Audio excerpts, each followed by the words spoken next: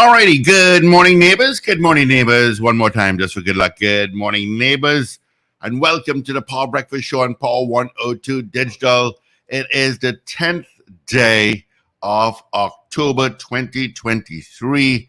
Thank you so much for joining us. Of course, on the show this morning, we just heard from Paul Richards. We'll hear from Richard Raghubar Singh. We got Ruben that's washing his car at the moment. My name is Steve Khan. Let's get straight into the WTs, see what's happening traffic and weather-wise. Taking a look at the solo. After Freeport, you're going to step on your brake towards Sugar-Guanas. Of course, the Sugar-Guanas main road is getting quite sticky. Yeah, and right after that, Endeavor or Charlieville towards the interchange. Maloney to Piarco, Trin City to UE. And then by the interchange, it's a bit of volume until you get to Swim Call where you'll step on your brake. All right, that's a quick traffic update for you. Weather-wise, it is 26 degrees on our Twin Island Republic. And what the Met Office is saying for our weather for today, generally hot, sunny, and hazy despite a few light to moderate showers. There's a low 30% chance of an isolated heavy shower or thunderstorm favoring the afternoon over Trinidad, mostly fair night, despite the odd shower. All right. Hazardous sea alert number 1 is in effect, yellow. And of course, hot spell alert number 3, yellow level, is in effect. All right. Taking a look at some temps across our listenership. In Toronto, chilly, 7 degrees with a drizzle. Miami, you're 24, partly cloudy. Orlando, 19. New York, 11 and partly cloudy. Atlanta, you're at 12 and clear. London, 20 degrees and partly cloudy. Tampa, you're at 19. Washington, D.C., you're at 9. L.A., haven't heard from you in a while, but you're at 16 with some cloud. All right, so there you go, some of our areas that our listenership are. All right, let's see who sent us hellos. First thing this morning, got a few already, so let me check it out. Oliver Man Warren, good morning to DJ Ray out in Delaware. Trinity in Boston. Goth Cillian in Valencia. Wendy and James Ewart Ratchball, good morning to you. Edwin Marshall, great Tuesday morning to you, gentlemen. Thank you so much. D. Pierre, morning. Anthony Tinto, good morning to you as well. And he would like to say happy birthday to his nephew, Javon Gopal in Tobago. So, Javon, happy birthday to you. Carol Guevara, good morning. Marcia Rock, always locked on. So is Miss Ingrid in Tucson, Arizona. Brenda Isaac, Ray out in West Palm Beach, Florida. Lucy S.A. Thompson, good morning to you. Do you have a productive day ahead? From Trin City. Thank you, Lucy.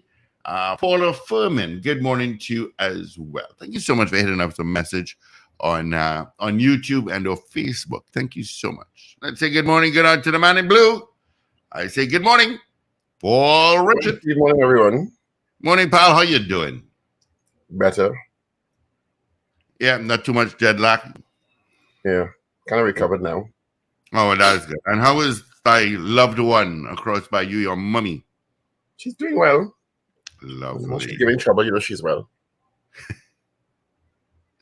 Okay. Yeah. Okay. When she's not giving trouble, something is up. So. Yeah. Okay. So it's Tuesday morning. Good morning, everyone. Hope you're all well and excited. What is happening? First of all, I forgot to ask you yesterday. Actually, I remember to ask you, but it slipped my mind when we were on with Gary. How is the new location? Not bad. We moved in last week. The sign is going up today. They're coming for 9 o'clock this morning, so that should be up finally. Well, it's closer to you where you live now, anyway. Also, it is closer. It's not too far away. Of course, you talking about run home sometimes now. Yeah, but I haven't as yet. But thank goodness it's closer. Of course, the pet butler has relocated to El Socorro Road at the corner of Mirage Street. It's just about 4 buildings. If you're coming from the Quasi, you have the Unipet gas station with the 4th building on the western side. So it's right there. Not too bad. Not too bad. I'll tell you though, the people around that area are very friendly. Some people Well, came it's a up. community. Yeah. A few over the last while we were moving and so on. A few people came across to introduce themselves. A couple of the business owners that came across and said welcome and welcome to the neighborhood. And I said, whoa, this is new. So I tell you, Trinidad people are very nice. It's a highly traversed area. It's a little less secluded than where you were. Yeah, Actually, a lot less secluded. Where you were kind of was a little out of the way. well, you know what? We had opposite the Butler in Curab, there were some mechanics there. Been there for 25 years. It was very busy, a lot of foot traffic. But they moved out. And that place got so quiet. In fact, pedestrians were being, a couple of them were robbed in front of the store. Yeah, that's not never at knife point. So that was like the hitting the nail on the head for me to say, let me find a place. And I don't know how I found this place. I really don't. But I did, and I cut my expenses, which is very good. Morning, Raghubathy. Hi, good morning, guys. Good morning. Good morning to our listeners and viewers wherever you are. Welcome back, Paul. Thank you. I trust you had a very productive trip. It was very productive. It was very productive. It was long to get there. And Kaimak wasn't so bad because we overnighted in London, had a whole day on Saturday in London, so we could go online a little bit and stuff. But going there, it took 26 hours. 26 hours you took to get there? Well, it didn't take 26 hours flying, but when you add the layover in London and then the commute to the hotel, let's just say I left Trinidad 4 p.m. this Thursday before, and I didn't check into the hotel until 8:30 Friday night. I wonder if you were not where you went in British Airways? No, why wasn't that weird trip that had to go up north and come across? Well, you heard about that. That was a weird route for British Airways to take from Port of Spain to London. They went up north, past New York, past Toronto, went across, and then came down. 11 hours and something. That was a weird route.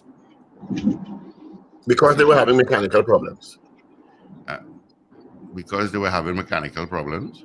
Is that the reason? So it took a longer time to... they wanted to fly close. From what I heard, they didn't want to go over open sea all the way. They went up north and then went across to have as little time over the sea as possible. Well, look at that. Just in case they had to make an emergency. So why would I want... I would have been terrified of that flight anyway. Okay. Yeah, we heard about it. If the flight that is. Okay, crazy. Well, I did not know that. That was a weird. But it landed safely and there were no incidents, so yes. That's a good news. All right, Raghubat Singh, I talked to Crosby last time. So I was. You spoke to you did? She's having a fun time. She said she's having a ball. She said you all are heading to Sapa now? She's going to Sapa this weekend. Yeah, she's going to Sapa this weekend. And you're trying to find a little space to close in north for this iteration. It's a change. Yeah. Unless you will come back. So we're looking at other options, but she's been doing really well and it's really fantastic. And the response has been fantastic. Is it like a one-woman show? Yes, it is. Yep, she is, and I'm telling you. I no voice yesterday. I was talking to her. Wow. 2 hours show. Because she does a lot of talking, but it is so hilarious. Yeah, it is, and she is hilarious. I tell you, all of the reports from the show, if you look at reviews from people on social media, it's nothing short of fantastic. Yeah. I think everybody is having a wonderful time. And the rest that she had in Miami saved her well. And they say, yeah. She is in pumping form, and and the more you do it, of course, the more you relax and have fun with the audience. Because that was one of the notes I always give her before she goes on stage. When I was present, I would say, Nikki, just have fun. It's you alone. You can do whatever you want. but have fun. You don't Because when you need have fun, anybody else to respond. yeah, the audience has fun with you. And I tell you, some of those stories are so hilarious. There are Yeah, and points, Paul, where the audience is actually roaring at top volume. It's a roar. if you know her life, and you know her life like I know her life, Yeah, yeah. the aspects of her life that are hilarious. People really don't want to know. She's a crazy woman, That's, let's just say so. Anyway, yeah, that's good to know. yeah, so proud of her. She's doing really great work. Great work. Yeah. And it's because it's a woman, she could take it anywhere. She could take it up to the States, she could, really work it. Yep.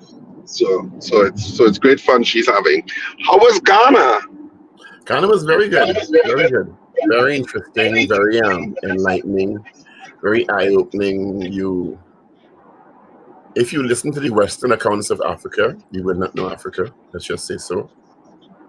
It's not a primitive catch tail, hungry place. It's extremely highly developed. People are very happy people. Even there's a level of wealth on some levels that is astounding. The wealth, for example, of those who have, in some instances, will make Jay-Z and Beyonce look like average citizens. But there's a large portion that also average citizens, but they're never out of food because they grow so much food.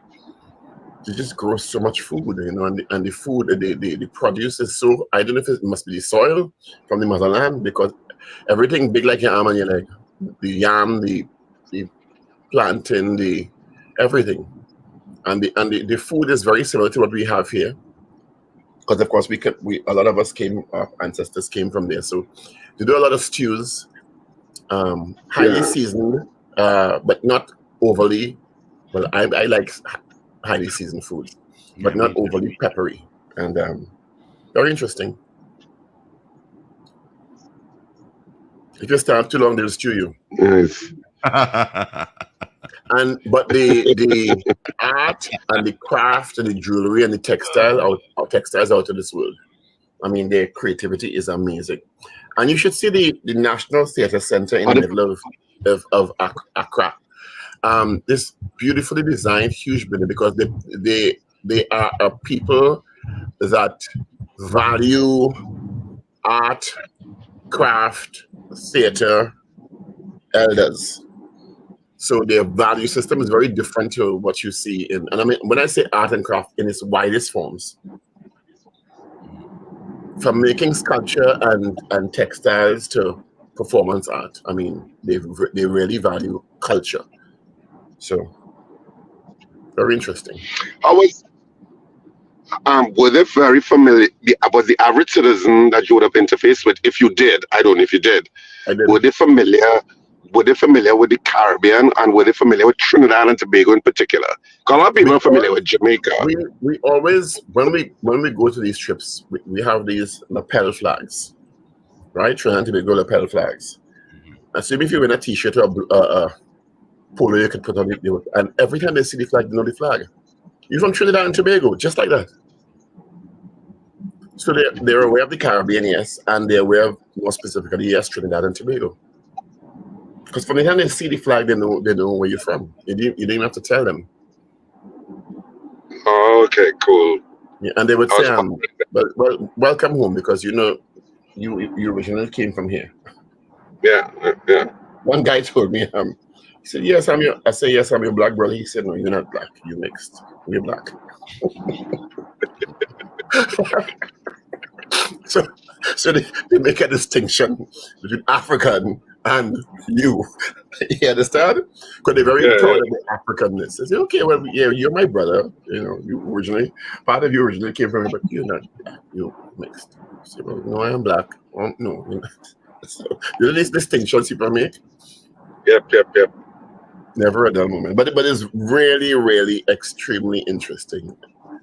Interesting to of course visit another culture and visit the continent of Africa. And we had a lunch with the Trinidad and Tobago ambassador to Nigeria, and he was telling us, if you think Ghana is wealthy, and Ghana is a wealthy country, Nigeria is out of this world wealthy. But coming with that is a level of corruption unbeknownst to man also in some instances. So. Yeah. He said they're so wealthy that they don't live on houses, they live on estates. And the estates all have their own power supplies because the electricity in most areas is inconsistent. Is unreliable. Thank you, TNTech, for that power outage at 1:20 this morning that lasted for 7 minutes and came back on with everything in the house come back on. And turn on the light. Thank you, TNTech. I hope nothing in blue. I didn't check everything yet, but I don't know what is going on with TNTech.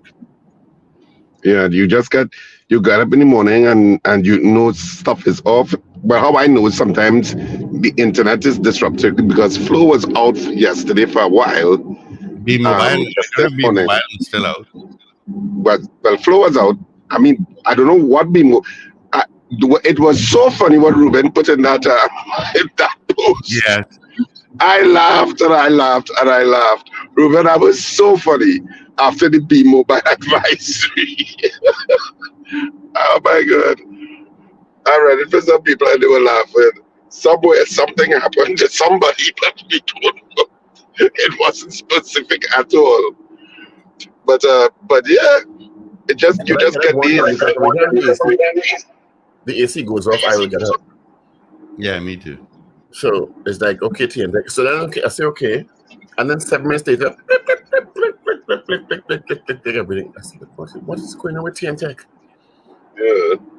What is going on with TNTech and these power outages and come back? And I think the question yesterday was, should TNTech make public a statement as to the reason that's generally what our question was yesterday? Yeah, our question was, do you think TNTech should officially update the public on the reasons for recent power dips and outages? Mm-hmm. Yeah, because get them free. I always know too because the street light in front of me always goes out after power outage and it does not a power dip and it does not come back on. Oh really? So anytime I know that is off, I said, okay, there was a power surge of some sort. And usually some security lights in the building across from me, they come on. So you know, okay, something is up. It had a dip. If I missed it. But have you heard from TNTech officially about the reason for the power dips or anybody in authority? Nope. And I think that's contemptuous, you know. I mean, come on.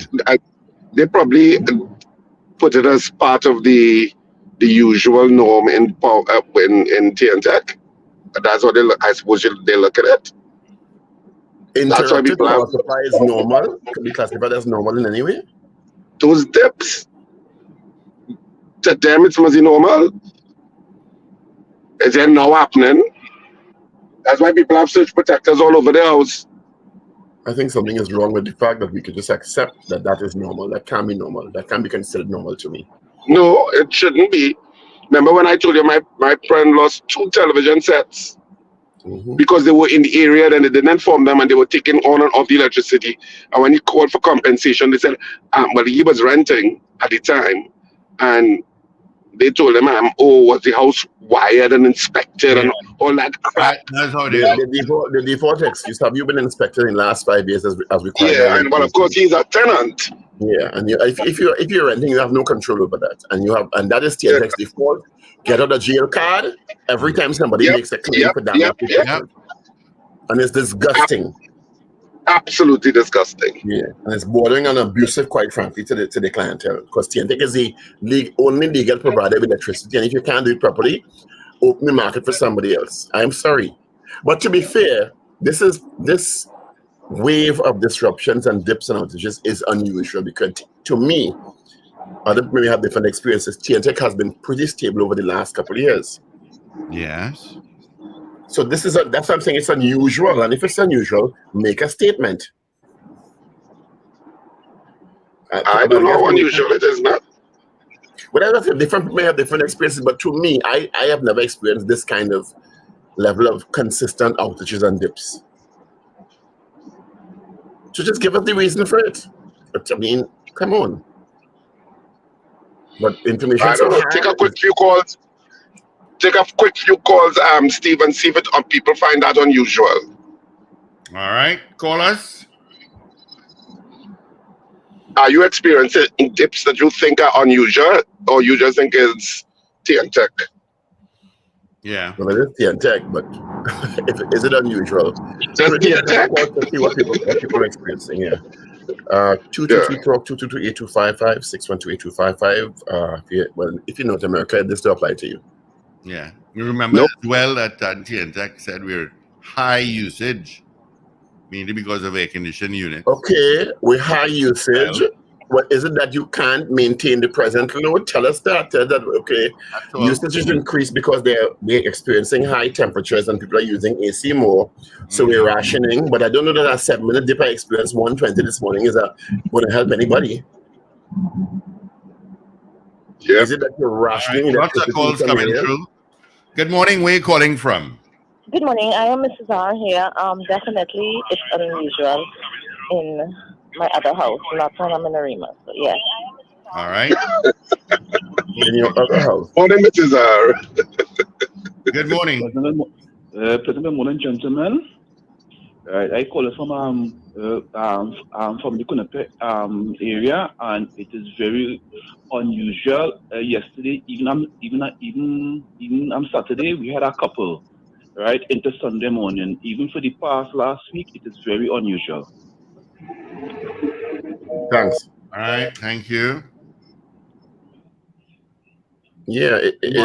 Are you experiencing interruptions to dips? I'm calling from Davide, and I have been experiencing this for the last 3 months, and it is every day. And I've been speaking to Sir Charles on the phone, but I use a landline, and while I'm speaking to him, bam, it will go just like that. It's overbearing now. I don't know what they can do, and I complain already, and I haven't received anything.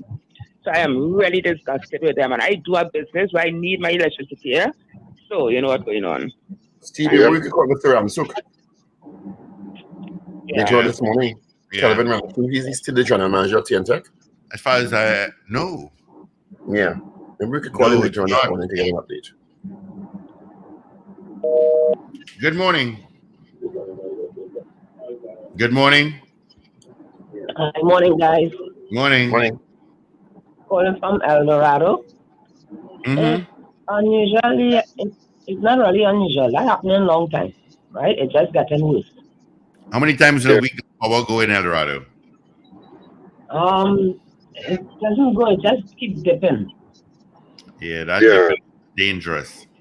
Yeah, plenty times it's not as if it goes completely, or it goes for like not even a minute, and then it comes back.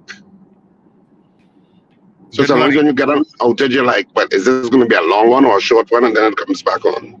Yeah.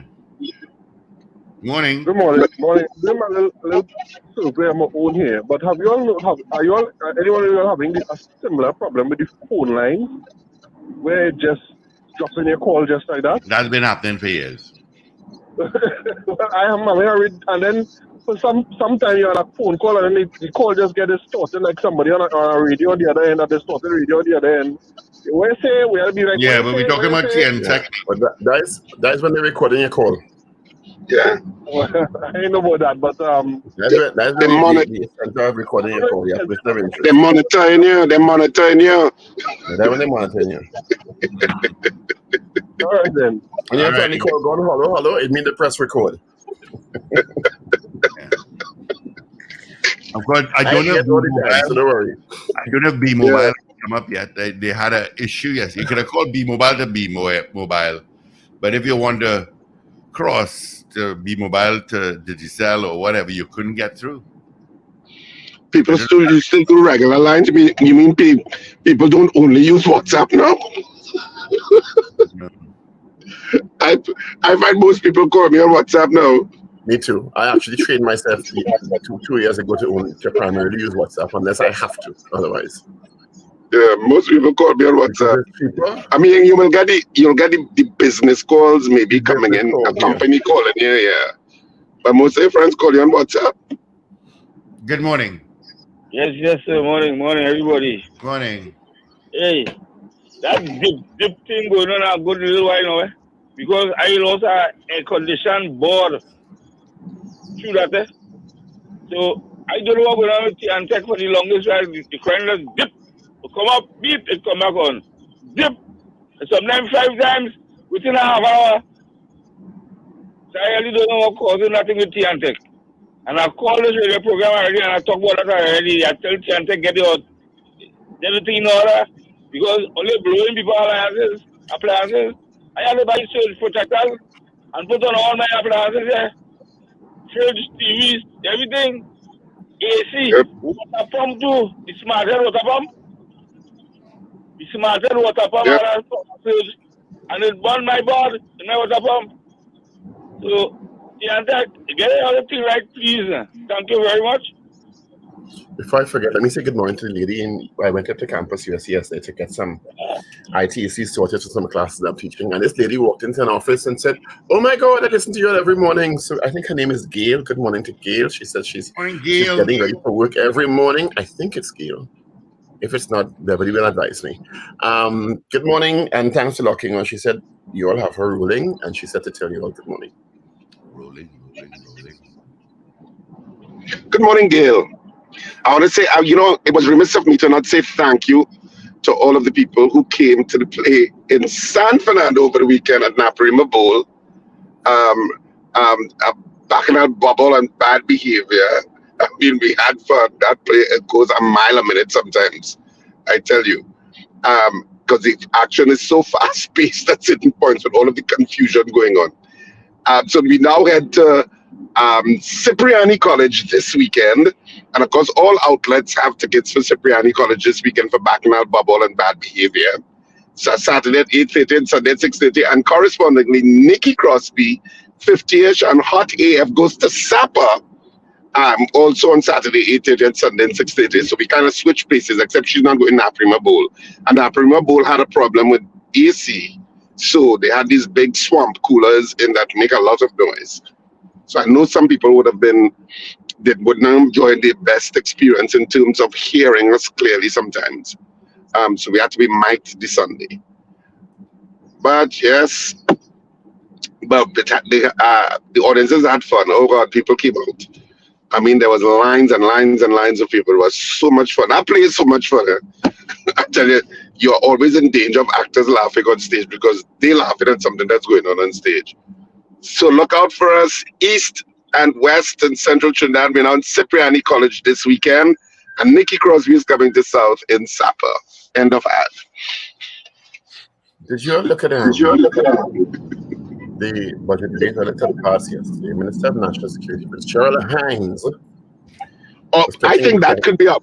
I was thinking, Paul, just before I forget, that maybe we could use that as our poll this morning, because he made an apology. Yeah. And the poll could be whether you accept his apology.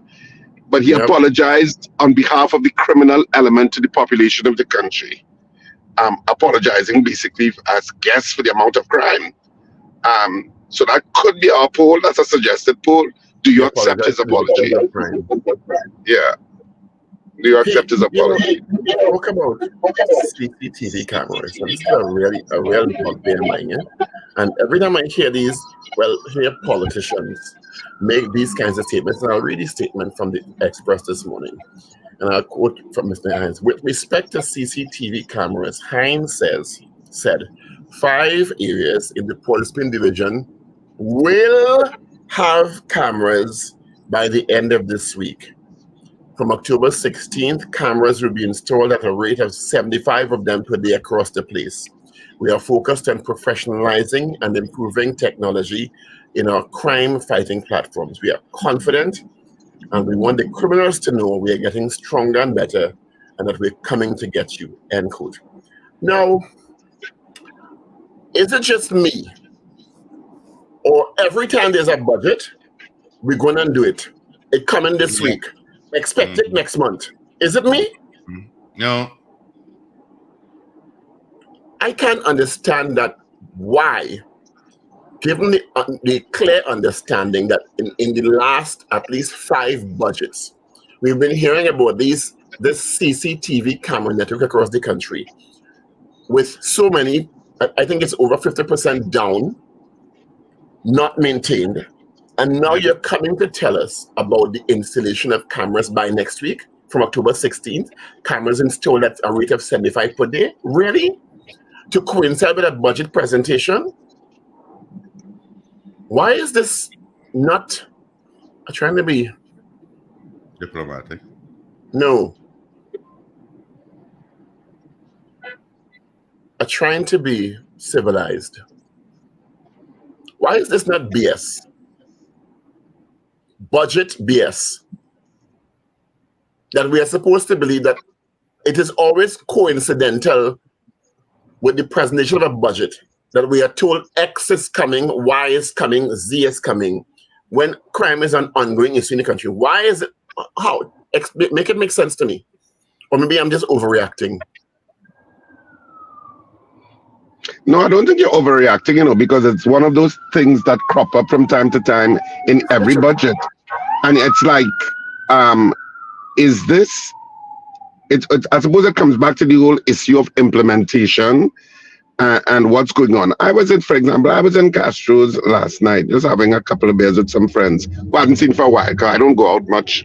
I mean, as much as I used to. And I coincidentally was just a whole group of us that ended up there on a Monday night, and other people around on a Monday night, and the budget came up, and most people were like, some of the comments you were hearing, do both parties think we're stupid? Yeah. Yeah, when you hear the discourse. Yeah, that's what people were saying. I was just listening, because Lord, I was talking enough for the morning, and I'm not good and talk tonight. I mean, really? You're telling us about cameras being installed next week? I don't know. I just when I read that, I just said, you know what? I don't even want to. Let me just do say nothing, because I just think it's contemptuous to say they're going to be installed next week. Do something. If you're doing something out of a budget, do something and do it aggressively. Get it done. So at the next budget report, you could say, in the last budget, we said we were going to do X, Y, and Z, and this is what was accomplished. We did it. We were going to see. It just seems like a lot of repetition. When it coincides with a budget presentation, you're going to install by next week, and you're going to install by next week. Yeah. Especially given the dire crime situation in the country, you're going to install by next week. Is that what I hear? They're going to get 16 handheld scanners, and they're going to have 4 new scanners on the port. And when we asked Gary yesterday, and I still can't understand why police cannot conduct a raid on the port facilities, given the fact that we have heard from different administrations, different ministers of national security, that most of the guns are coming in through legal ports, so that clearly there's complicity with port workers. And if we have to break the neck of it, there has to be an unannounced raid on customs and port facilities. So the fact that police can't go in there without telling port we're coming, I mean, it's an algorithm for crime. That police can't go in the port and say, well, we hear some bacchanal going on here, that we come and raid. And I've heard that. That's why I asked the question of Gary Gifford yesterday. That police cannot go in the port in Trinidad and Tobago is an enclave.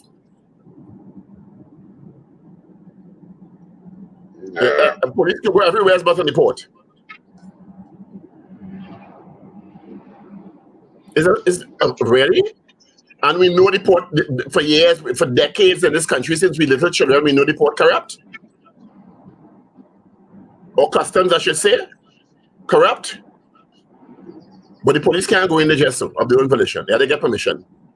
How? Make it make sense. And in other jurisdictions, ports fall under border security, which is national security. We fix everything good here, let me tell you. We fix it good. Somebody had a lot of foresight.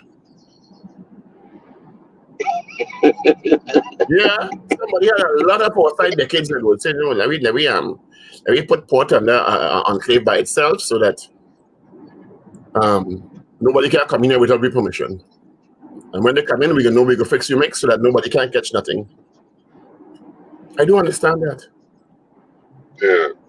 And then when we toured there in the national security jersey, cameras off, scanner walking.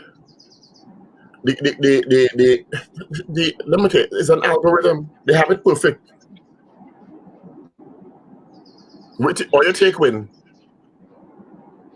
Well, from a good news point of view, the two people have been charged. Two guys have been charged for the murder of the four siblings. And well, they've been charged. I've held somebody accountable. So given and people have been charged for Andrea Lala's murder also, and her uncle. Yes, a guy was charged for that. You know, and what continues to aggravate me, I don't know if it doesn't aggravate anybody else, Paul, and I brought this up before.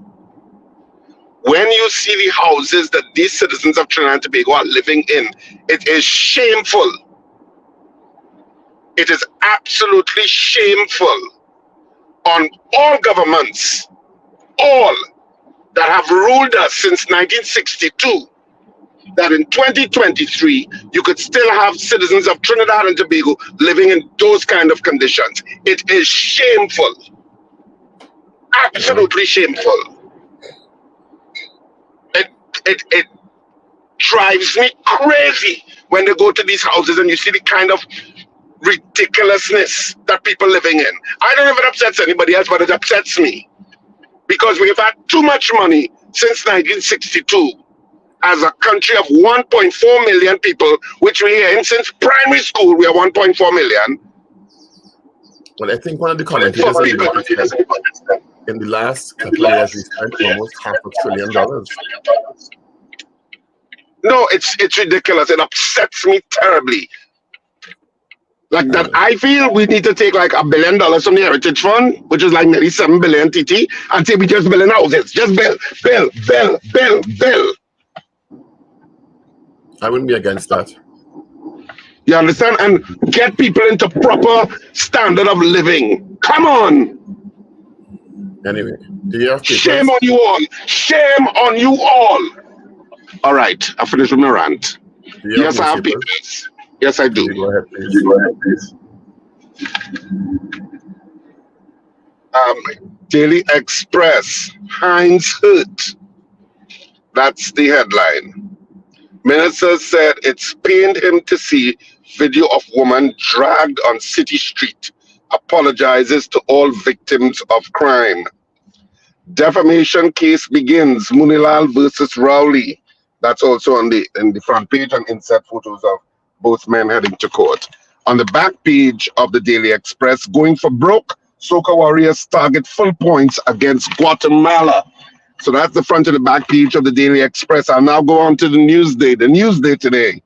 PM defends 2020 statements on PPHDC project. Rowley versus Rudal in court. That's the headline the Newsday went with. UNC, too much money spent on SSA.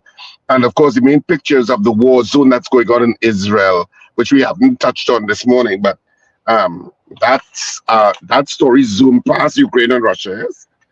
And on the back page of Newsday, CWI boss hails LA Games 2028 recommendation. Cricket set for Olympic return, and Eve calls for belief before Guatemala clash.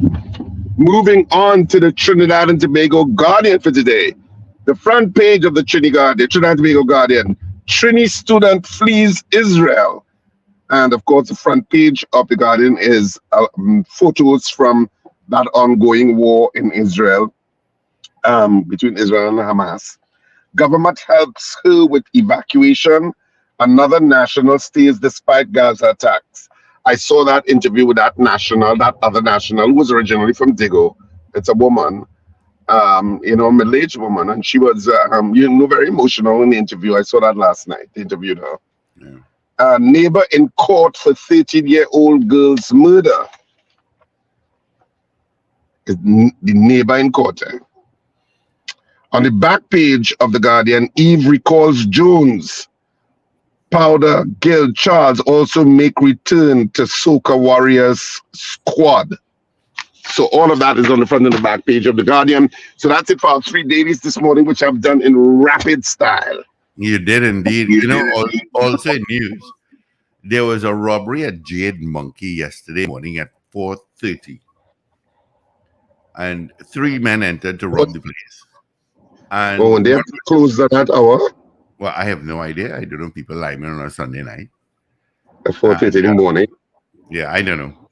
And one of the bandits was shot. He's in the hospital.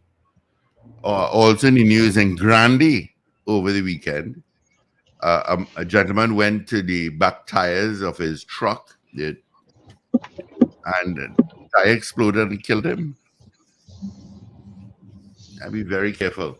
All right, let's get into this morning poll. We'll give you the results of our poll from yesterday, but a lot of people send us messages already. So let's say good morning to Kieran Yip now. Ambrose Blah out in New York, good morning. Wayne B in Covington, Georgia. Wayne Joseph out on Ontario, Canada. Showin Ku, Marcia Celia, CPT Singh, good morning. Mrs. R. Trinidad Mango, Arno, good morning. Dennis Passad, good morning. Aloha, good morning to you as well. All right. Of poll yesterday, we asked you, do you think TN Tech should officially update the public on the reasons for recent power dips and outages? That was our poll. I'll tell you the results right after I tell you. You can party with Pavi and Burn Team Global as they present Vision 1 Charity Cooler Cruise. It's happening this Saturday, October 14th, boarding at Lady Hales Avenue at 4 p.m., sailing at 5 p.m., party to the sounds of DJ Lovey, Dub Vende, and Juicy. Tickets are $250. In groups of 10, you pay $2,000. For tickets, you can call Shamika at 346-8730 or Candice at 271-9655. All right. Do you think TN Tech should officially update the public on the reasons for recent power dips and outages? 100% said yes. Let's get into this morning's poll. Well, based on Richard's rant this morning, Richard had a suggested question, but also based on the rant, my suggestion may be for consideration. Should government ramp up provision of low-cost housing for vulnerable people, families? But Richard, we could go with that. The other one was what Hines, and do you accept his apology to victims of crime? Housing tomorrow. Yeah, let's go with Hines. Do you accept Minister Hines' apology for the crime situation? That's it? Yeah. Yep. All right. Yes or no? 222-8255. North Americans have a toll-free number for you.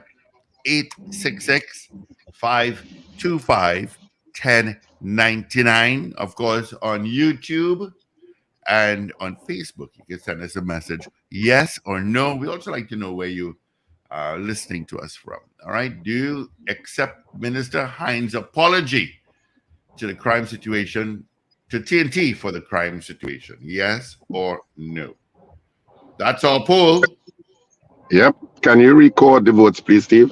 So 222-TALK, 222-8255, North Americans, 866-525-1099. People on the web and the app, well, you'll have to send your votes via the comment section on our YouTube stream.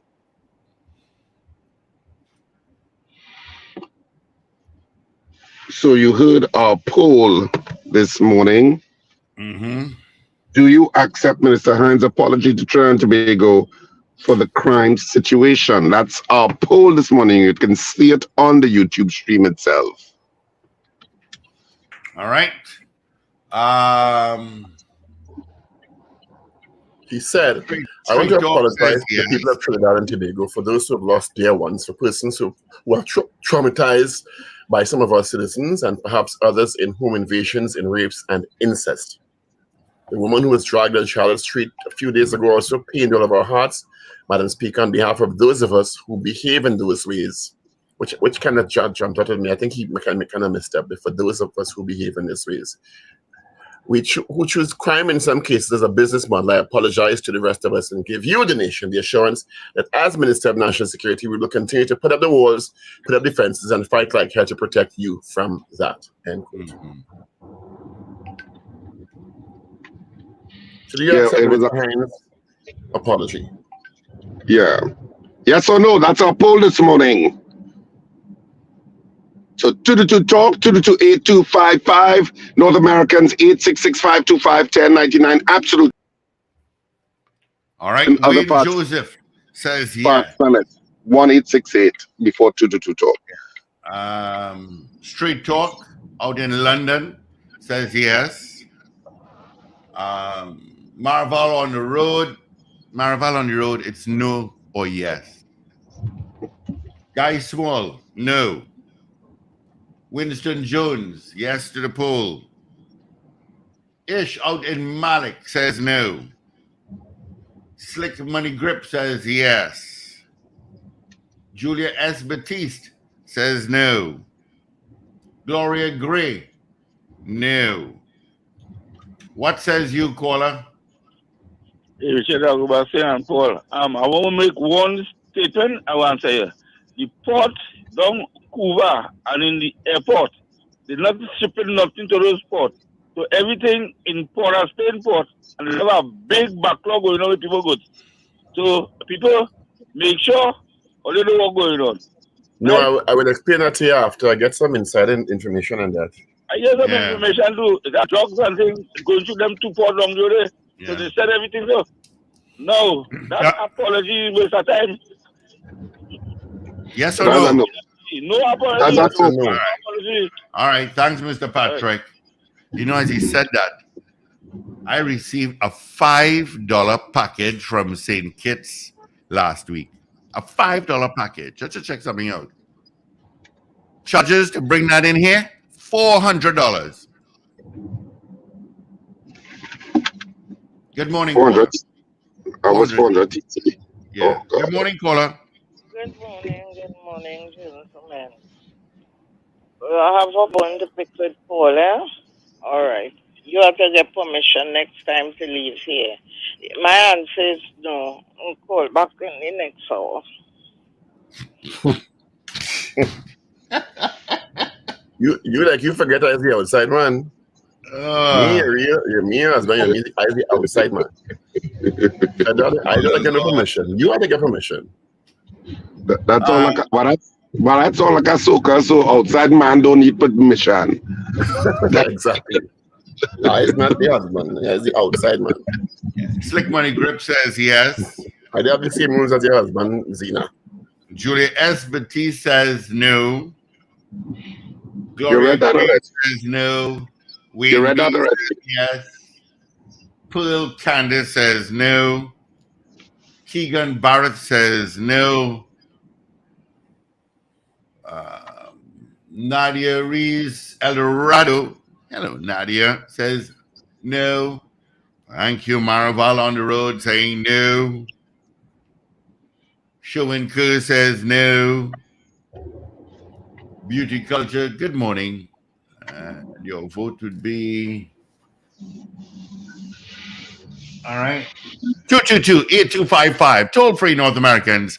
866-525-1099. Do you accept Minister Hines' apology to Trinidad and Tobago for the crime situation? Yes or no? Jared Joseph says no, I don't accept. All right. Give us a call on this 10th day of October. It is World Mental Health Day.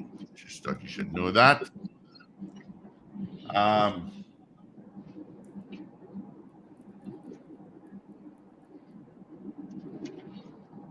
Showinker says, Richard, outside man, an idea for your next play.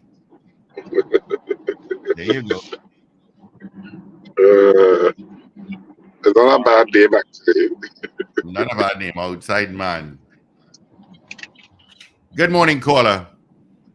Morning, gentlemen. Morning. I said yes. Yes. Well, All have a right. blessed Thank you.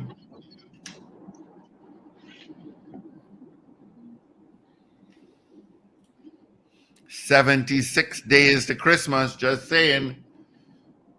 Sexy San Fernando is already baked a ham. She has signed Anito. Ulua says yes with compensation. Good Lord. Carol Guevara says yes. Do you accept Minister Hines' apology to Trinidad and Tobago for the crime situation? Yes or no?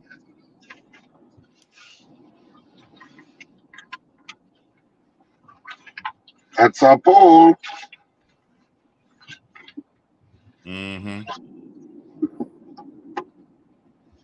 I don't know that. Anyway, I'm just. I just don't get a sense of. I don't feel any level of comfort by promises by politicians at this point about crime. About we going and do this and we going and do that and we going and do this and we going and do that. I just can't at this point. I cannot countenance. We are putting in CCTV cameras at 75 a week next week, and no, probably wasn't doing it all the time. Yeah, I see B-Mobile issue still continues this morning. Beauty Culture says, okay, got that vote earlier on, right? Right. Do you accept Minister Hines' apology to Trinidad and Tobago for the crime situation? Yes or no? Call us. You have a minute and a half again to vote. So let's crank those in. Yes or no? Every budget for the last couple of years, they've spoken about enabling technology to help fight against crime, and we seem to be going backward. So 75 CCTV cameras being installed per day across the place from next week doesn't help the people who died for the last 6 months. Yeah. And then you install them and you don't maintain them and they fall apart in 6 months. And what's the point? What about the ones that were installed years ago? If you're northbound on the Solomon Hochoi Highway, there is a minor accident by Monroe Road. Just take note of that. It is northbound. Good morning, caller. Yeah, good morning. Morning. No, I don't accept his apology. Crime don't affect him in no negative way at all. All righty, buddy. Thank you. Good morning. Good morning. Going once, twice. Good morning, caller. Good morning. I said yes. I didn't hear you acknowledge my. I did. Once, twice. Good morning, caller. Thank you. All right. You could squeeze a call in quickly.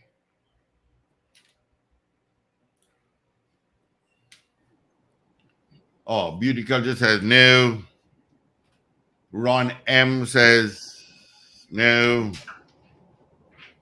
God Celia says no.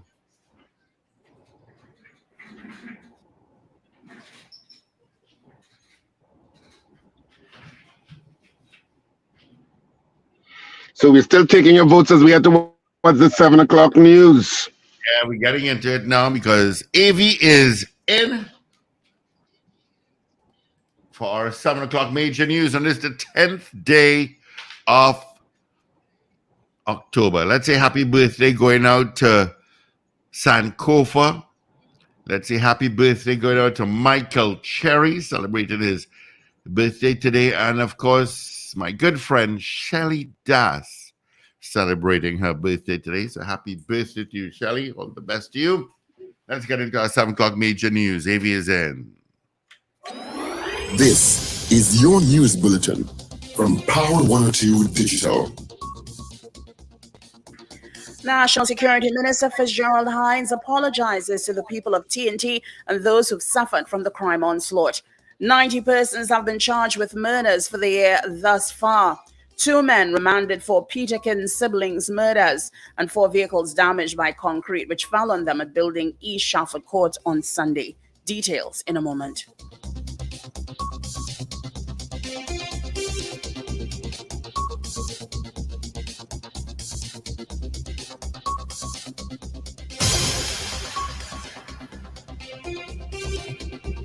This is News to 7 o'clock on Power 102 Digital. I'm Avril Sintel-Bab. Good morning.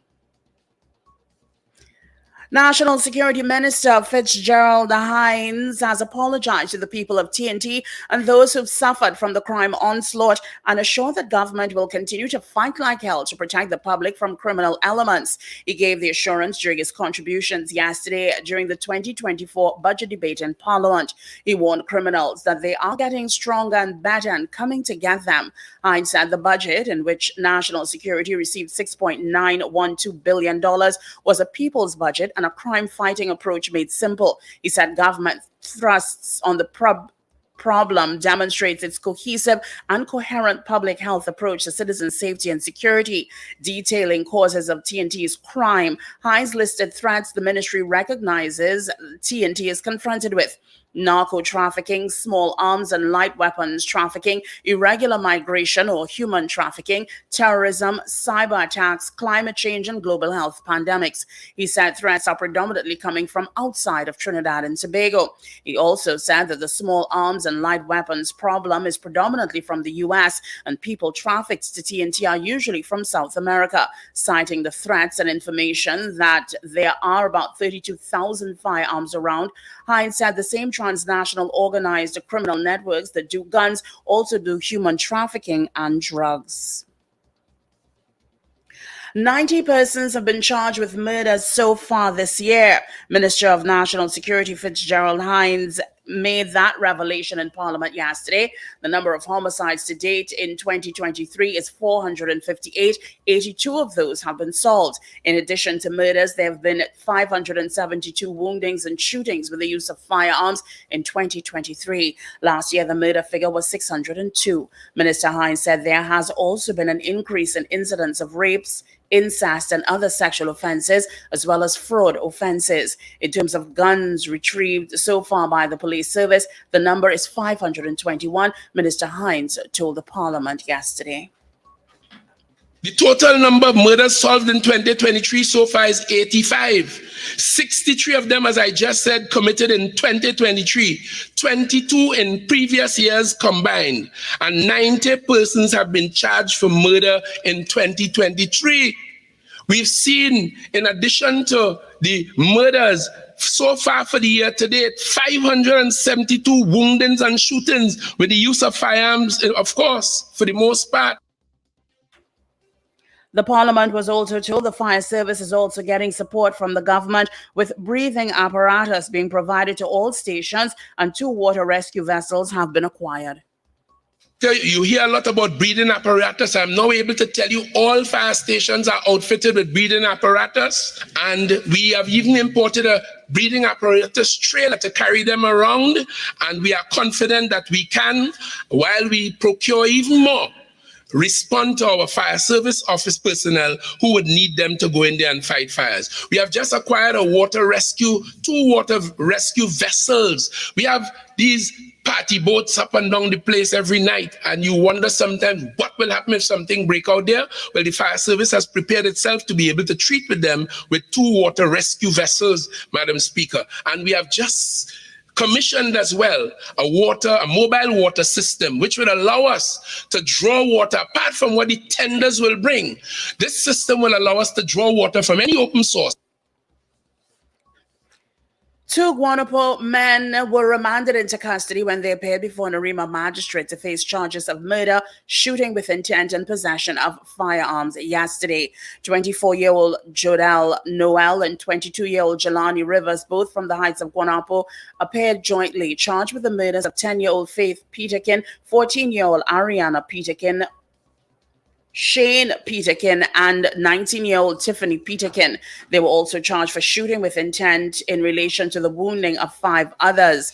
Noel and Rivers were arrested at a house in Aripo last Monday. Also found at the house was an AK-47 and a Beretta pistol. Police confirmed the men were detained at the Arima police station and appeared virtually before Magistrate Natalie Diop. The murder charges were laid indictably and the men were not called upon to enter a plea. They are expected to return to court on November 6th. The third man who was held at the house with Noel and Rivers was charged for an unrelated murder. A senior bank employee and a former Social Development Ministry inspector and 3 others are to appear before Port of Spain magistrate tomorrow, all jointly charged with conspiracy to defraud the government on sums totaling $900,000. Gashia Siawaju, 42, of Edinburgh 500, a former Inspector 2 employed with the Ministry of Social Development and Family Services, was charged with conspiracy to defraud the government of the Republic of Trinidad and Tobago on 32 counts of fraudulently causing the making of a valuable security and 20 counts of money laundering by receiving kickbacks. 34-year-old Keelan Williams of Piarco, an operations manager with a commercial bank, was charged with conspiracy to defraud the government. Siwaju and Williams were granted bail in the sums of $500,000 and $300,000 respectively by Justice of the Peace Young on Monday, 9th October 2023. The 3 others are 71-year-old Josephine James, a domestic worker of Pity Valley, who was charged with conspiracy to defraud the government of 42 counts of money laundering by disposing and 2 counts of money laundering by receiving. 43-year-old Terry Ann James, a messenger employed in the office of the Prime Minister of Pity Valley, who was charged with conspiracy to defraud the government, 42 counts of money laundering by disposing and 2 counts of money laundering by receiving. And 43-year-old Norman Sinclair, handyman employed with the HDC of Laventille, who was charged with conspiracy to defraud the government and 22 counts of money laundering by receiving.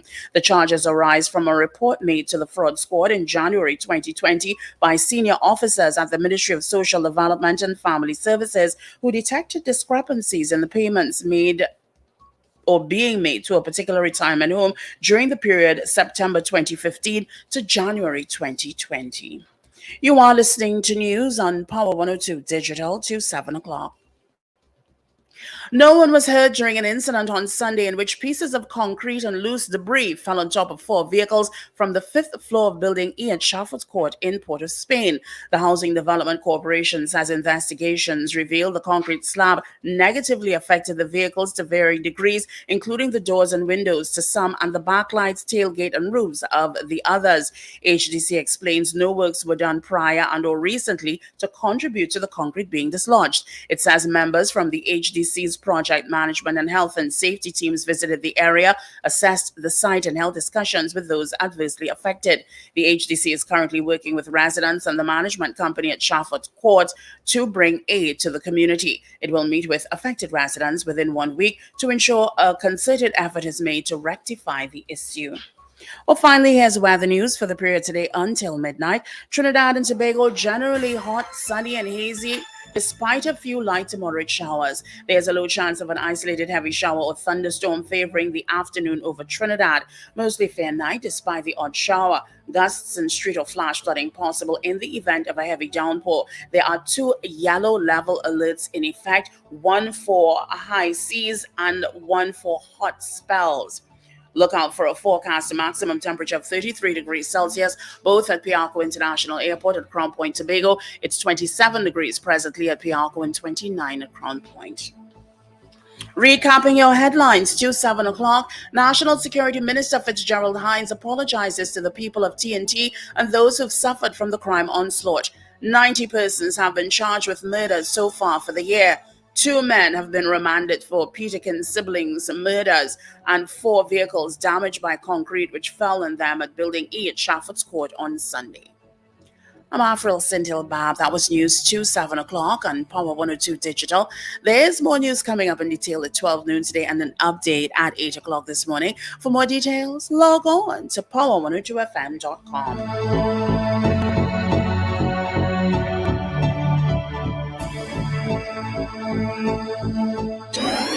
Up to date and credible.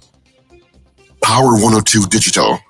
All right, thank you, Avril, for our major news. You can join her again come 8 o'clock for our news brief. All right, quickly, let's take a look at what's happening traffic-wise. I got another accident to tell you about.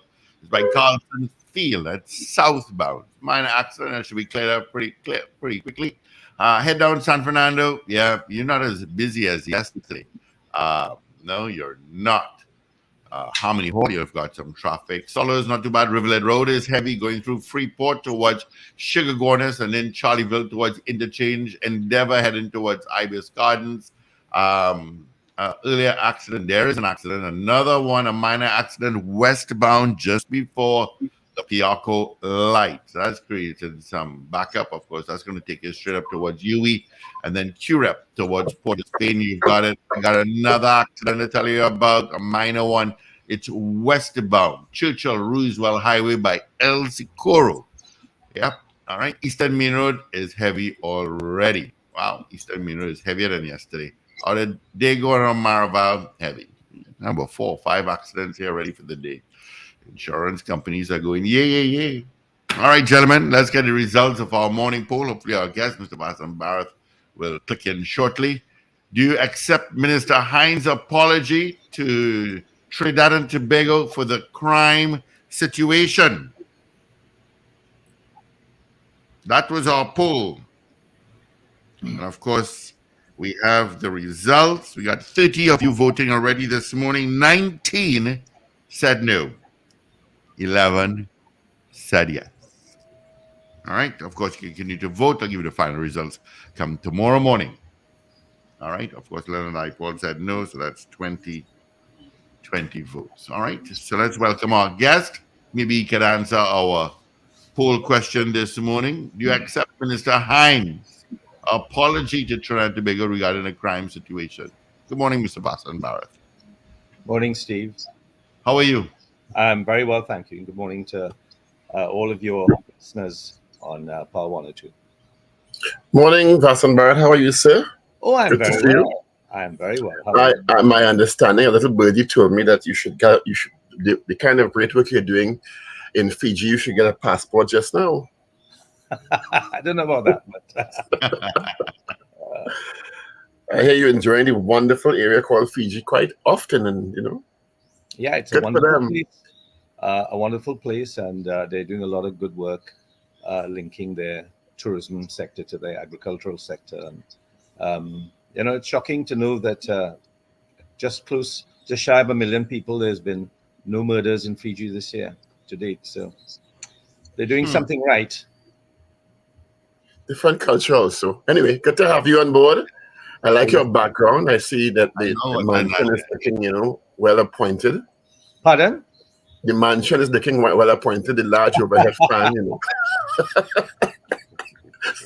Anyway, good to have you. Good to see you. In your business, so it's there for everyone to see, Anyway, your initial response, I think we've asked you 7 times in the last 7 years to the national budget presented recently.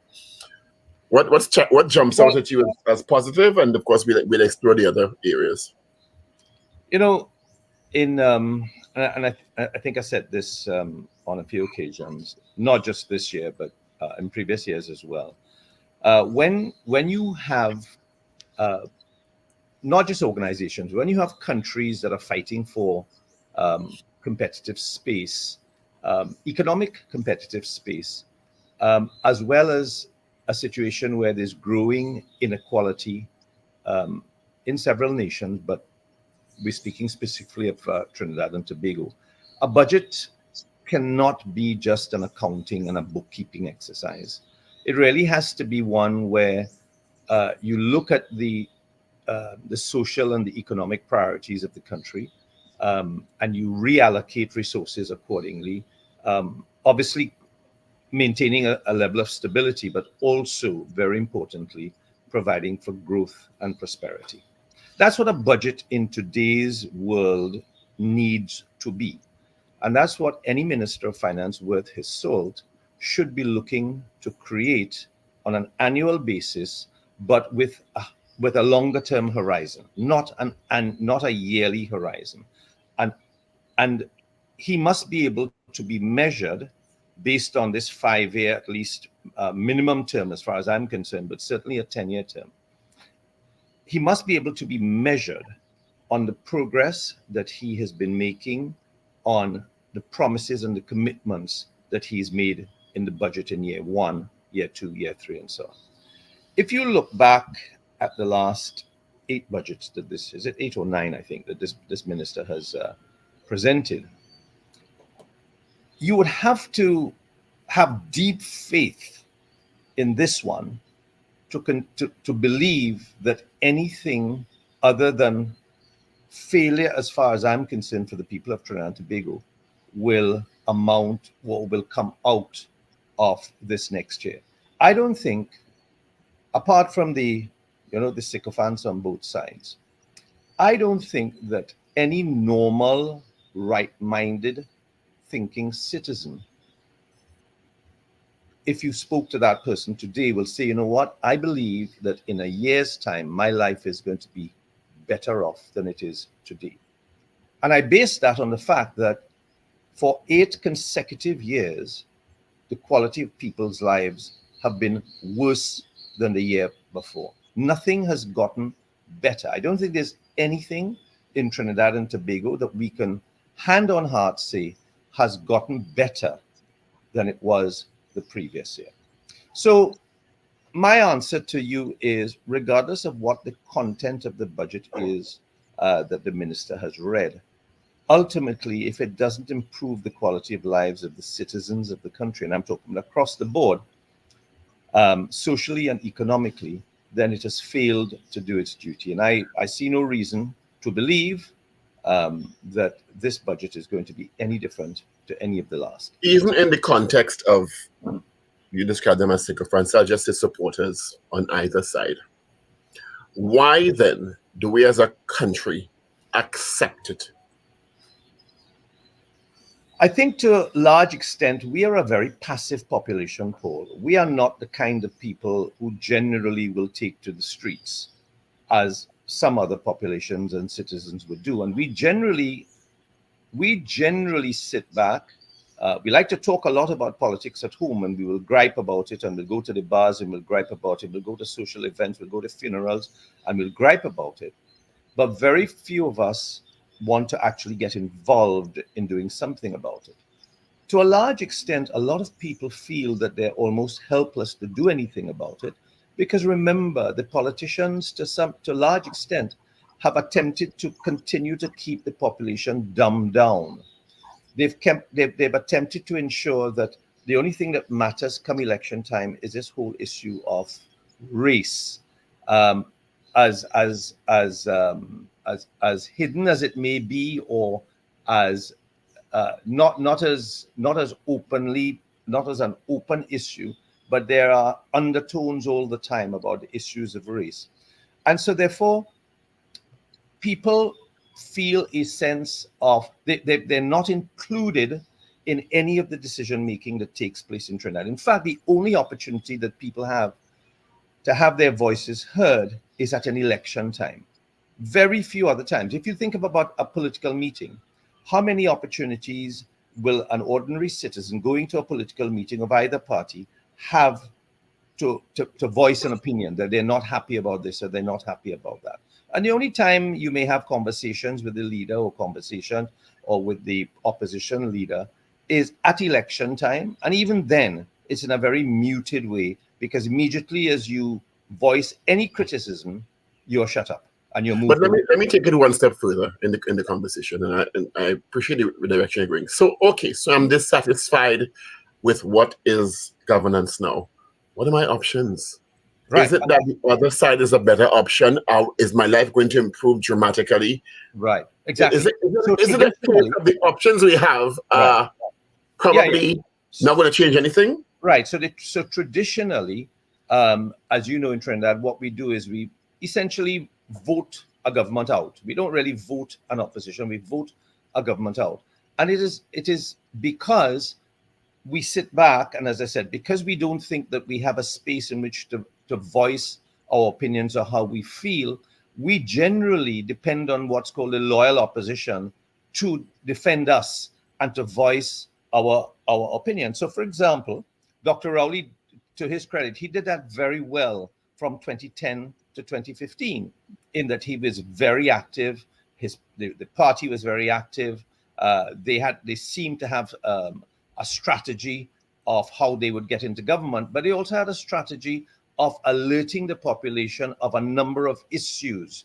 I mean, the one that comes to mind is Section 34, but there were others that they alerted the population, and then they were able to galvanize the population behind them, so that when 2015 came along, even though the People's Partnership had achieved quite a significant amount of work during the time, they essentially had lost the trust of the people.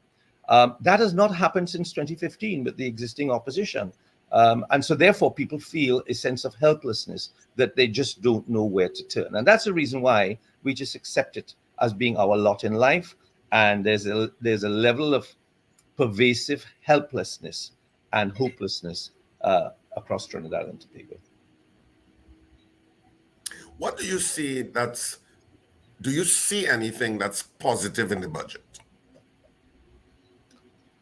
Well, a lot of the statements made have been made before. So unless you're willing to take a leap of faith and believe that some of the things that the minister has talked about with help for SMEs and the possibility of the SPT regime being reviewed for the energy sector, unless you take a leap of faith and truly believe that that's going to happen and that it's going to be handheld. You see, a lot of things in Trinidad and Tobago are put on paper but never implemented, and that's the biggest problem we have.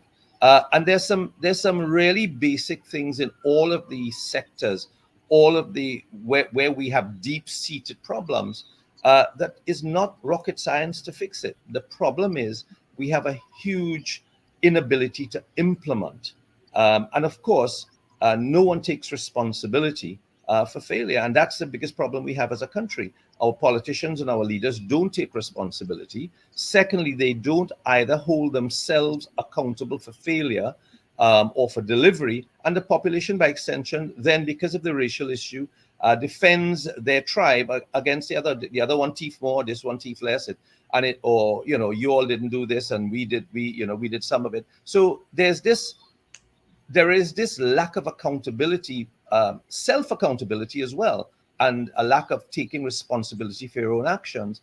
And then you blame others, and then you hope, as I say, that on your supporters, as Paul would say, on both sides, will just defend the mediocrity that exists. So quite frankly, as I said, I have witnessed 8 or 9 budgets from this minister. I have not seen any progress in Trinidad and Tobago. In fact, I've seen regression in almost every sector, whether it's crime, whether it's food productivity and food prices. The institutions of state that are supposed to be serving our citizens have almost fallen into disrepair. SMEs are almost disappearing off the face of the landscape in Trinidad and Tobago. The whole issue of VAT refunds that we've heard ad infinitum for the last 7 or 8 years. Ease of doing business has almost collapsed in Trinidad and Tobago. They've talked about the energy reform of the energy tax regime. For God who knows, the energy companies are now moving to other parts of the world. Our education system is falling apart, as you know. I mean, 50% of our students are failing CXC. We're not even looking at how our education system is going to cater for the new world of work with artificial intelligence and cybersecurity and telemedicine and renewable energy and content creation and animation. All of those new things. How is our education system, preparing our children for that? Our healthcare system, unless you have money, if you had a serious illness, you would die in Trinidad and Tobago because the waiting list is way beyond the time that you have to live. So, these, when you consider that billions and billions and billions of dollars every year is thrown at all of these sectors, what is the outcome? What is the outcome? Ask yourself. Why is let's assume what you're saying is true, and a lot of it is true. Why is the business sector so accepting of it? in large measure. Because to me, the supporters on either side are core supporters. They're not going anywhere, no matter what happens, it seems, because they are wed to their political entity, and that's fine because that's their right. Absolutely. Right? I have no problem with that. Absolutely, yes. There is the presumption that there is a middle ground sector who swings votes in marginal seats in this country, who are supposed to be people who are considered non-aligned, who will generally weigh the pros and the cons of even a limited choice pool. But the business sector, to me, has a little more leverage than the average citizen. Why are they seemingly so, in some instances, accepting and in some even more apathetic to what's happening? Or is it that they don't see it the way we see it once their margins are what they want it to be or close to what they want it to be? Well, the business sector will continue to make money regardless of the economic situation in the country, or the larger ones at least, the ones who have a voice. And they are generally afraid to come out openly and in any way go against the existing, whichever regime is in office at that point in time, for fear, unfortunately, of victimization. And victimization occurs, Paul, because institutions don't work. So in failed nations, one of the biggest issues is the failure of institutions to work. So, for example, if an institution, let's say Customs and Excise, is creating a problem for a businessman, the businessman, if he's big enough, can pick up the phone and call the minister, right, or call the controller of Customs and Excise, and his business will be attended to, right? Whether we want to accept that or not, that's a fact, right? So it's in the interest of the political elite to ensure that our institutions remain weak. In the same way that I've read stories of people being able to purchase their driving licenses, right? I'm sure everyone's heard about it. My daughter actually came to me recently and said, Dad, I heard so and so. I said, under no circumstances will you be purchasing your driving license. Now, I'm sure that you and I are not the only people who've heard that or know about it, right? It's pervasive, right? But if you had a strong institution, it wouldn't allow those loopholes to take place. I've known people who've paid bribes for a connection to WASA and a connection to TNTech, right? I've known people who have paid bribes to have their rubbish collected. So the institutions of state are weak, and in many instances, it's deliberately kept so to ensure that what goes on continues to go on. It's in everybody's interest who works within that system to allow it to remain like that. So business people will find their way around whatever the impediments are. It is the smaller business people. It is the SMEs that don't have the level of reach or don't have access. They're the ones who are suffering for foreign exchange. They're the ones who are having to close up shop. They're the ones who are having all of the problems that's stifling the economy at this point in time. What about the issue? I know agriculture is close to you, and he did talk about agriculture and he talked about tax-free, some sort of degree of tax-free status for the agriculture sector. How in your mind would that work? Well, it's something that the minister announced in his budget maybe 5 years ago, that all inputs into agriculture would be duty-free and tax-free. That has not happened. It's never happened. And one of the biggest issues that the agricultural sector has is the inability to access the incentives that are on the books.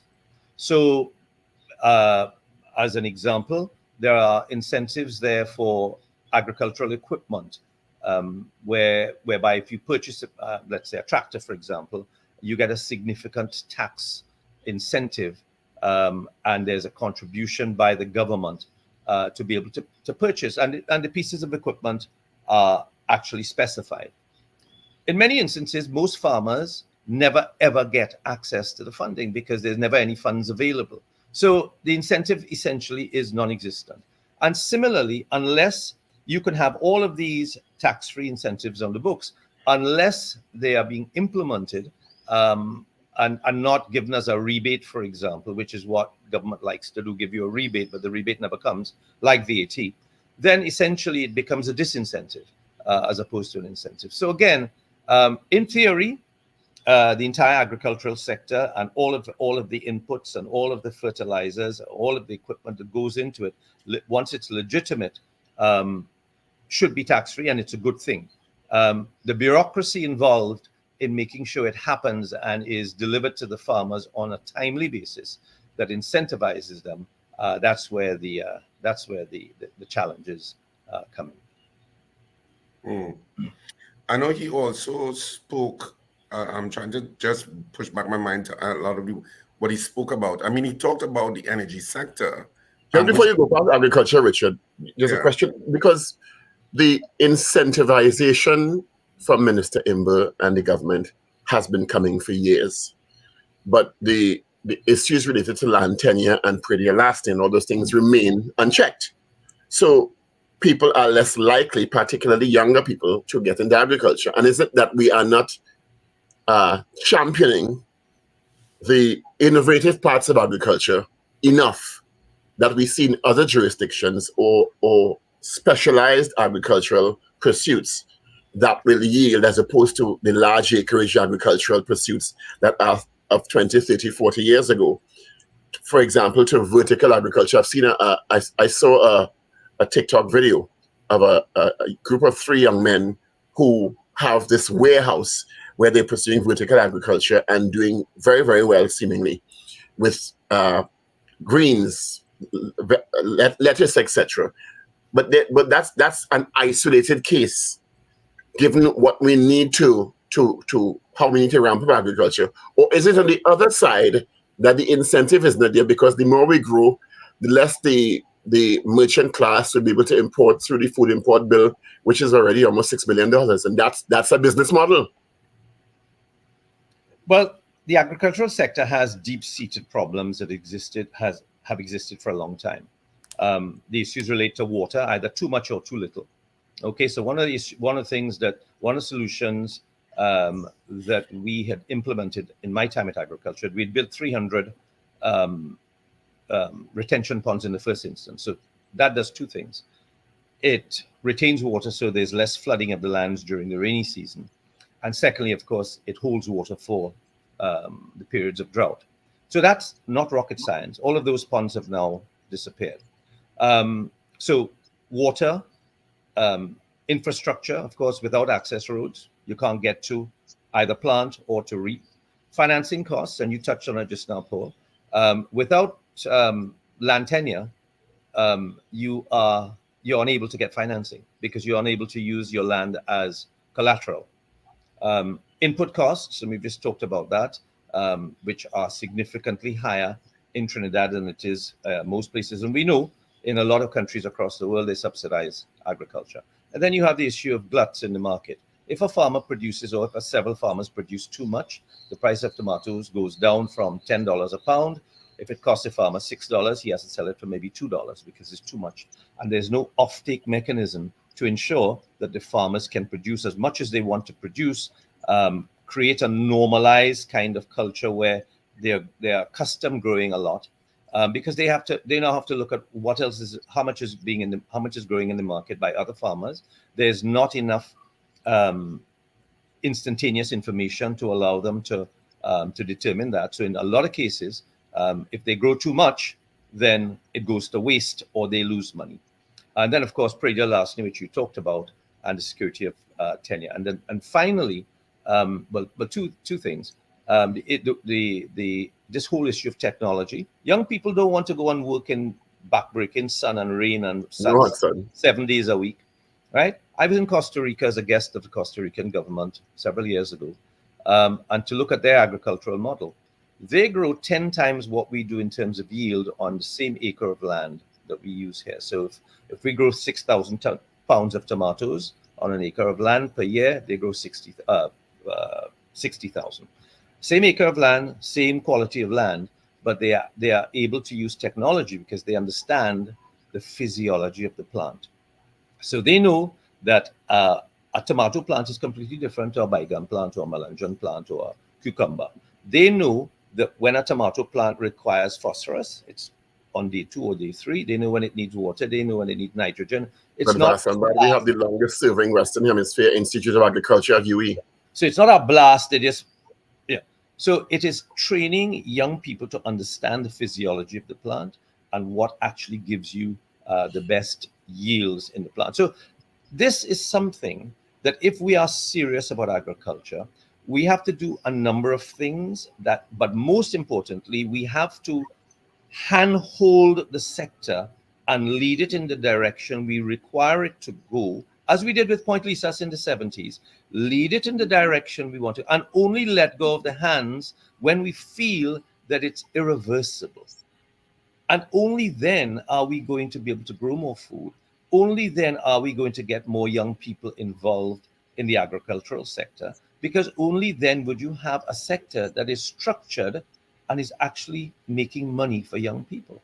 Other than that, why are they going to get into it? But this may seem like a rhetorical question, but is the incentive there, given that there's another side of it, as I mentioned before, that benefits from the huge food import bill? Well, of course. At the end of the day, and let me tell you that the importation of food rests in the hands of probably 4 large importers in Trinidad. They control the entire food market. So there's no incentive, essentially, for them to even diversify into agriculture in Trinidad and Tobago. And therein lies another major problem. But as I say, in every society, every economic organism, whether it's a country or an organization, people will take advantage of certain situations. It is for the government to understand that this cannot just be left to be a free-for-all, because clearly, if you have this huge disparity between the desires of those who import food and the money they're making, and the small farmer on the other side who really is unable to access the incentives, doesn't have the required funding, is begging almost on a daily basis to get, to reclaim subsidies and so on, then clearly you are creating a society where it is advantageous to continue to import. Now, I heard the minister shockingly say that the food import bill is now 7 billion, which has gone up from 5 point something in a year. It's gone from 5 point something to $7 billion. What does that tell you about, as someone who was Minister of Trade? What does that tell you? What is instructive about that to you? Well, clearly, we are importing essentially everything that we eat. I mean, we're probably now importing 90% of what we consume in Trinidad and Tobago. And clearly, there is no focus, despite what the minister has been saying for 8 years, there's no focus on redressing the balance between how much we grow and how much we import. It's as simple as that. And of course, I don't need to tell any of you guys that it's foreign exchange, valuable foreign exchange. And also, not just foreign exchange, it's jobs. It's jobs that we are sacrificing. It's foreign exchange that we're sacrificing. When those two things, the jobs and the foreign exchange, could be very helpful to growing the economy of Trinidad and Tobago. So all of this leads back to the initial perspective.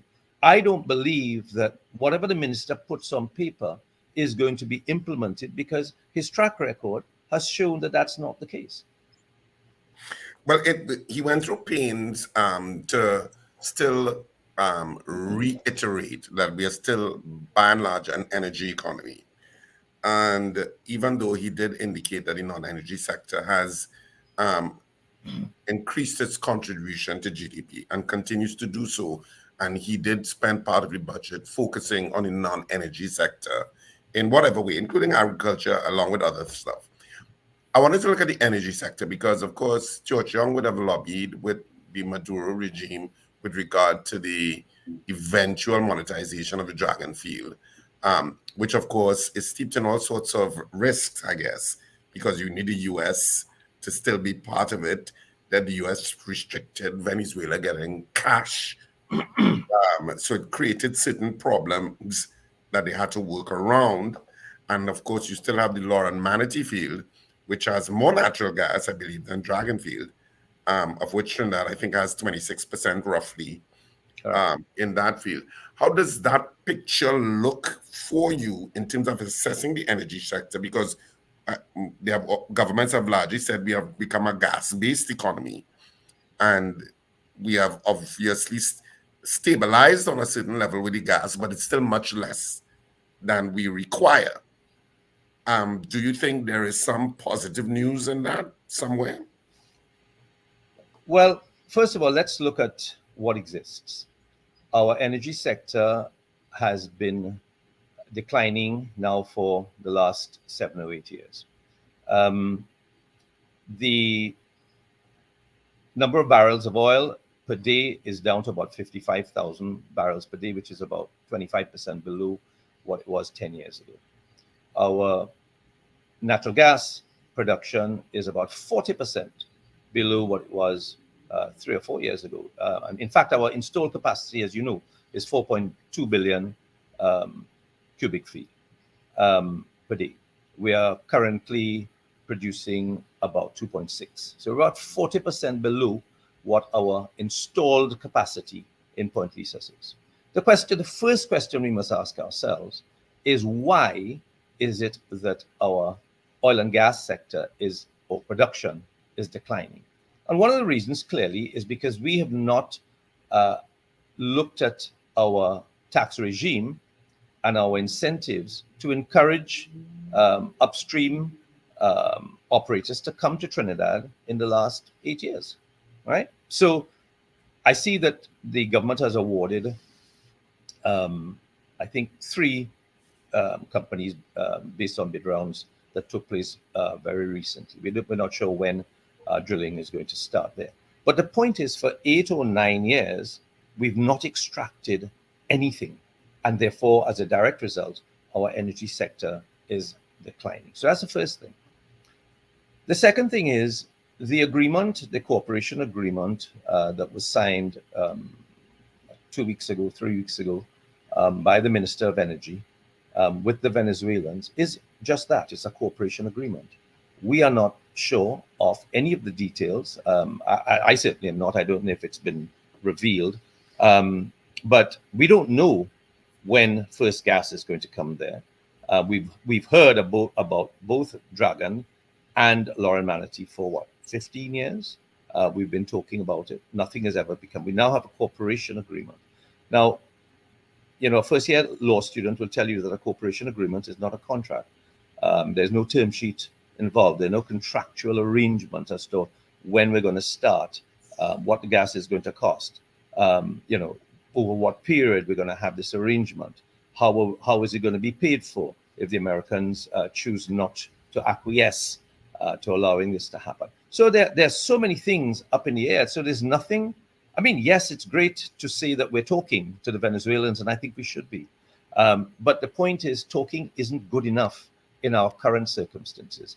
And of course, as a direct result of our declining production in oil and gas, we have declining revenues.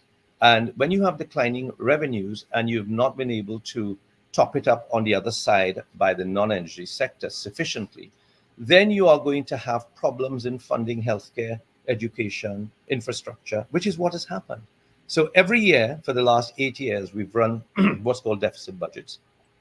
And every year for the last 8 years, we've seen either negative or zero growth in the economy. When other countries are, you know, with far less resources than we have, are producing a lot more. And Paul mentioned Fiji at the outset. Fiji has nothing in comparison to what we have. They certainly have no mineral resources. But last year they had 15.4% annual growth. So we always continue to compare ourselves against the worst. We never benchmark ourselves against what the countries in the world who are succeeding are doing. What they are doing, right. I wanted to also raise the issue because I thought it strangely coincidental and from a geopolitical perspective, that after Venezuela signed this cooperation agreement with Stuart Young, a few days later, they articulated their claim to part of the Essequibo region of Guyana. Yes. And so it almost seemed like Trinidad, if you want the dragon gas, choose. It almost came across like that way to me. I don't know if I was misinterpreting it. Well, I tell you what, Trinidad will find itself on the wrong side of history if they choose the former route rather than supporting its CARICOM. Yeah, because it was like, you know, it just seemed, you know, you've just gone to this whatever agreement with Trinidad, and a few days later, almost simultaneously, you articulate the Essequibo region. So I don't know what. And also just to continue very quickly with the issue of energy, the only uptick in our fortunes that we saw in the last 8 years was last year, and of course a little bit this year. Not based on anything we have done, right? But simply not based on our sweat or our endeavors, but really on the blood of Ukrainians and Russians. That's really. I'm glad you brought that up, because you now have a war taking place in Israel, between Israel and Hamas. Correct. I mean, and of course, the Middle East can sometimes be very volatile. Correct. Does the potential exist in your mind for this? Because that has to be a geopolitical issue that is, well, of course, it's concerning the planet. And I know CARICOM made some statement, but if this becomes a wider war, it would have implications for the energy sector. Yeah, because it will have implications for the stability of the Middle East. And then once you have the prospect of instability, you know, you have people's minds working on all kinds of different ways. What if? Because remember, traders trade on something called sensitivity analysis. And sensitivity analysis is, what if this happens? What's the likely outcome? What if this happens? And so they're running computer models as to what's the sensitivity of certain things taking place. And of course, they're going to be doing that.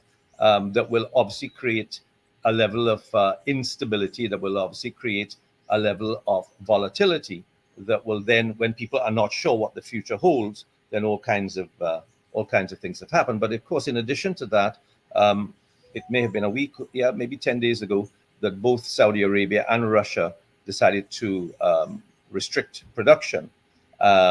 So and they're part of OPEC Plus. So that in itself would have pushed the price of oil up to where it is today. But my point is, we are completely reliant, and we've learned no lessons from the past. We are completely reliant on the actions of outsiders. And so therefore we don't control our own fortunes. And it is a shame that after 60 odd years of independence and 40 odd years, almost 50 years of being a republic, we are still completely dependent on the rest of the world now for our energy needs and almost all of our needs for food. Two of the most basic things we require to survive. What are the prospects of us? I mean, because Venezuela has the largest proven, I believe, oil reserves in the world. The world, Ghana, of course, has a dramatic amount of oil and gas reserves, and we're kind of in the middle of between both of them. What is the prospect, really, if the state was to incentivize it enough for Trinidad and Tobago finding more gas and oil in its territorial borders? So you see, my perspective is this. We all know that at some point in time in the future, we're going to be moving away. The world is going to be moving away from fossil fuels. There is a lot of clamor for things like solar energy and hydrogen technology and so on, cleaner fuels. We know that the world is going to move towards that. That is going to be out of our hands whether we move on. We're going to have no choice if the world moves on, because the whole issue of the reserves we have in the ground will become redundant, because the world won't be using it. So there will be no point in extracting it. My perspective is, the quicker you monetize it, the quicker you get it out the ground, and the quicker you can utilize those funds for the benefit of developing the country, the better off we are. You sit there and you wait 15 years to hope that you put the right incentives in place, or 20 years. By that time, oil may have no value. because nobody wants it, nobody's using it. And so therefore you've got no choice but to leave it in the ground. So this is why I'm saying you've got to start envisioning what the future is going to look like, what the future is going to look like for the citizens of Trinidad, for the young people who you're developing. And then you've got to start to plan.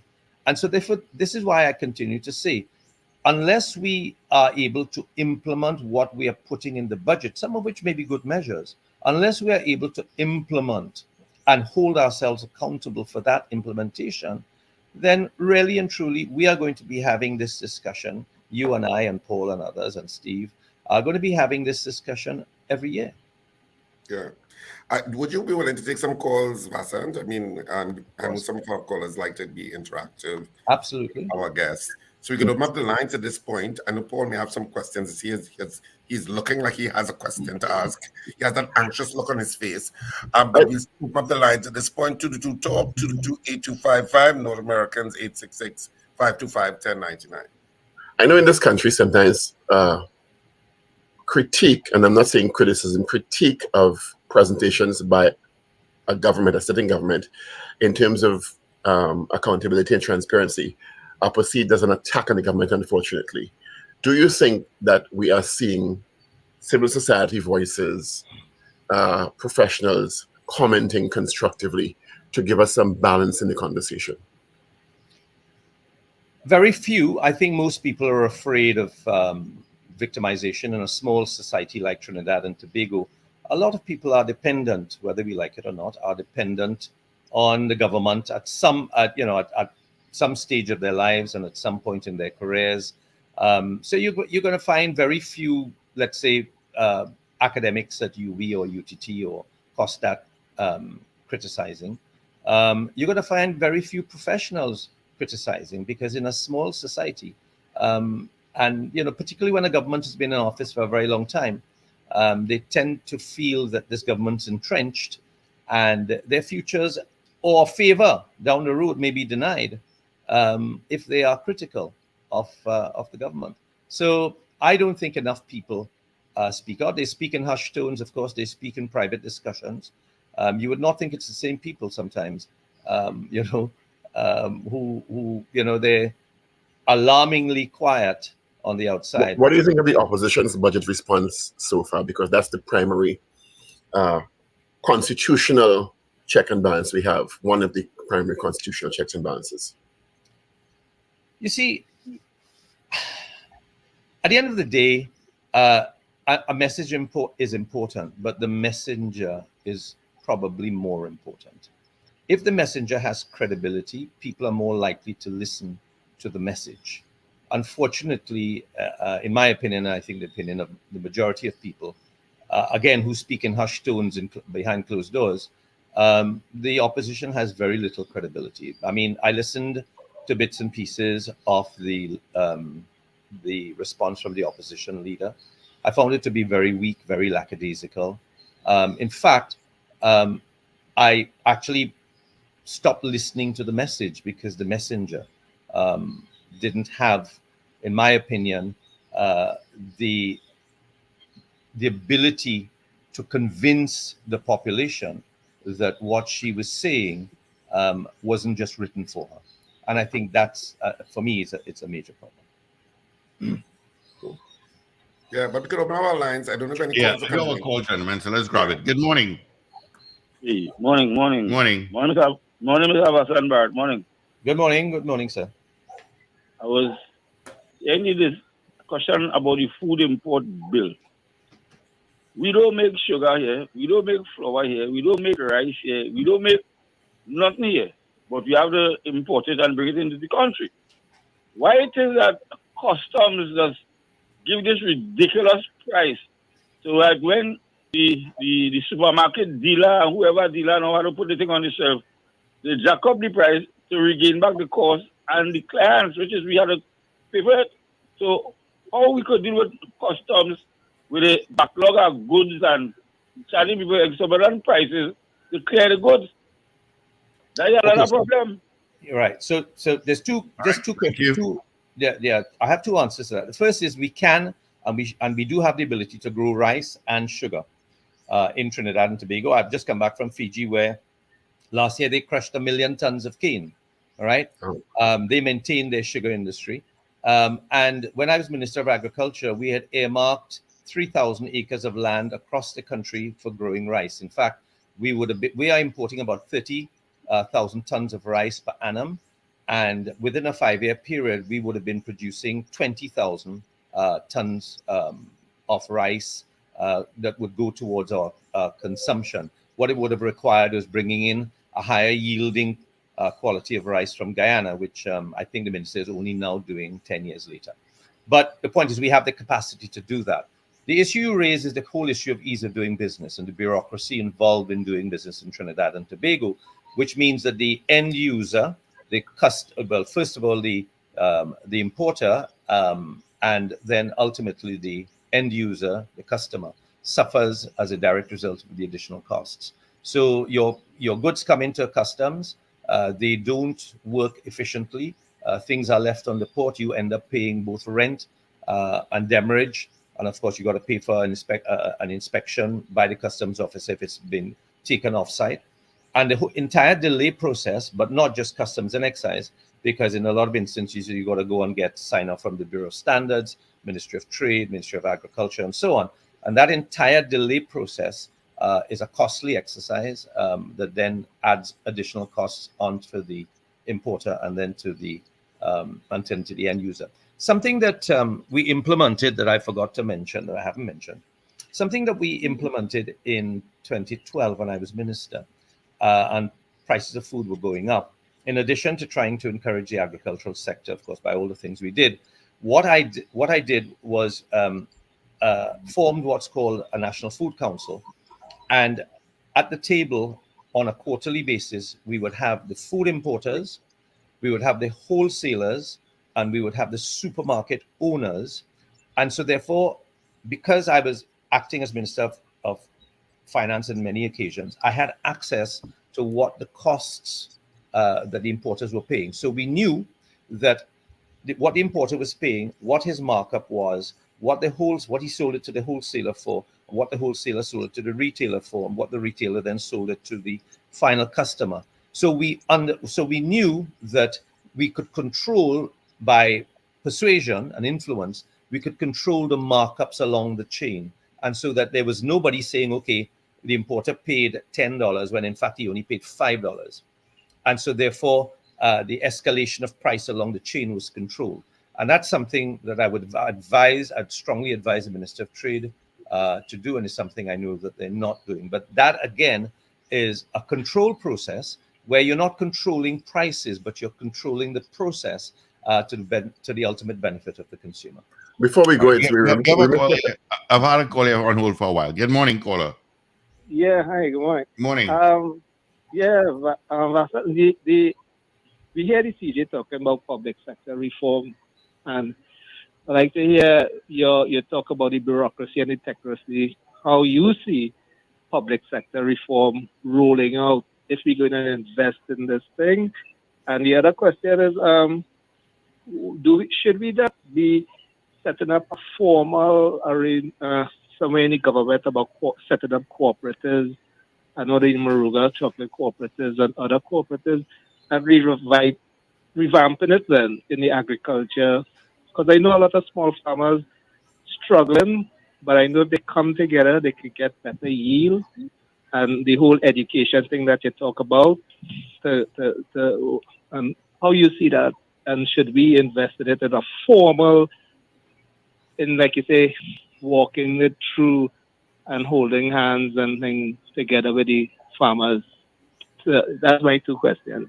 Public sector reform, finally, and how should it happen? And should we invest in cooperatives formally in the, not only in the agriculture, but generally in value adding and all that? All right, thank you. So let me take the second question first. Trinidad and Tobago generally have not been a society that we've encouraged cooperatives. We tend to be very competitive in our nature, and so therefore we don't want to share information. Now, one of the reasons why the Costa Rican agricultural sector is very successful is because of cooperatives. You have different people specializing in different aspects of bringing the product to market. So you have some people you have a cooperative that will plant, you will have a cooperative that will tend to the produce while it's growing. You have another cooperative that will pick and sort, and then you have another cooperative that will box and ship. And they are all very specialized in their fields using technology. And so therefore they look at everything as a product from start to end. How do we get the best yields and how do we make the most money? Simple. That's it. Cooperatives in Trinidad need to be encouraged, I believe. In fact, it was something that funnily enough, I went to Moruga, and this actually came out of the Roadmap Committee, where one of the participants on the Roadmap Committee with me mentioned to me that pineapples is the largest selling topping on pizzas, and I was a little bit surprised. And I said, "Well, where do you get your pineapples from?" And he said, "Well, it all comes in from Miami." And he said, "Well, I bring in I said, "How much do you purchase?" He said, "I bring in a container every month." I said, "But that's a lot of pineapples." And he says, "Yes." I said, "Well, why don't you buy it in Trinidad? Because we have a lot of pineapple farmers in the area called Tableland." And he said, "Because Hassan, they're really just fragmented. I've never really tried it. That's his perspective." So I went down to Moruga. I think it's public knowledge. I went down to Moruga and I met with about 50 farmers, pineapple farmers. And in fact, I met with them just outside, before the Moruga facility, the agro-processing facility, was being opened. And I was holding a meeting with them. And I think some of you may have heard the story. Gypsy was campaigning at the same time, and he came and he asked whether he could speak with them. And so I stepped aside and let him speak. But I was talking to them about getting together as a cooperative. Of course, that whole meeting was used against me, saying I was campaigning with the PNM because I was campaigning for Gypsy and so on. It shows you the level of mentality and the level to which our country and people, not our country, but politicians will go to pour cold water on good things. But as a direct result of that, a lot of the farmers kind of just lost heart, and we never followed up, and it became a political issue as a direct result. But we do have the capacity and the capability, because we grow thousands of pounds of pineapple on an annual basis, and our pineapple is one of the sweetest pineapples in the world. But yet still, you will see we don't have it in a formalized, structured way. So you'll find that you'll see a lot of people on the highway selling pineapples, 2 for $20 or 2 for $30 or whatever it is. And again, it's the typical thing with the farmers. Prices go up and down and up and down. It's like a seesaw for them, and there's no structure. So there's huge capability, but it has to be done at governmental level, or it has to be done at the very highest private sector level.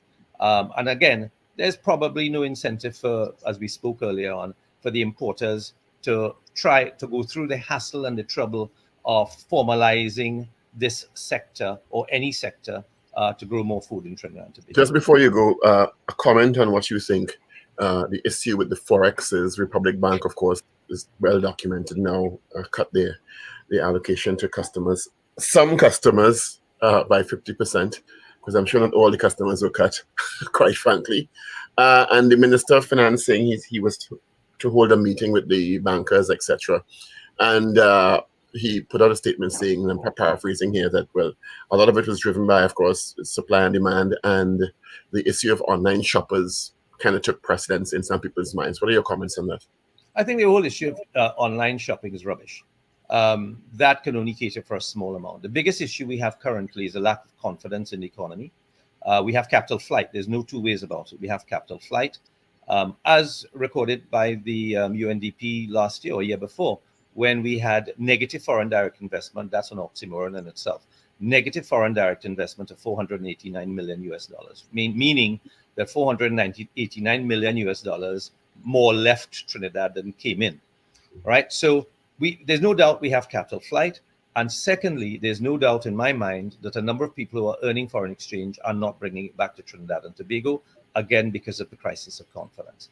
And if you have those two issues together with the fact that you're not generating any new revenues, well, then you're going to have a problem, because the demand is always going to outstrip the supply with any commodity, and foreign exchange is no different.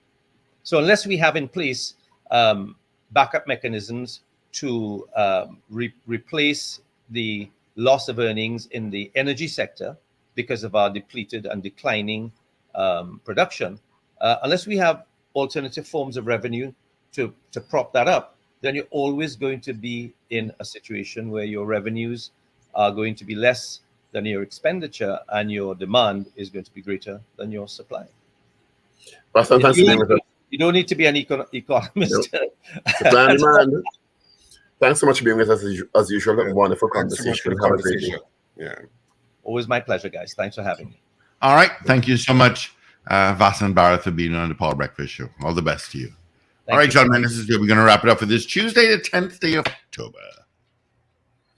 Have a great day. Be safe, everyone. All right. Just reminding you, of course, the theater is on this weekend, Saturday and Sunday. Cipriani College, Bacchanal Bubble and Bad Behavior is going to be at Cipriani College on Saturday at 8:30, Sunday at 6:30. The box office at Cipriani College opens from 12 noon to 6 p.m. tomorrow.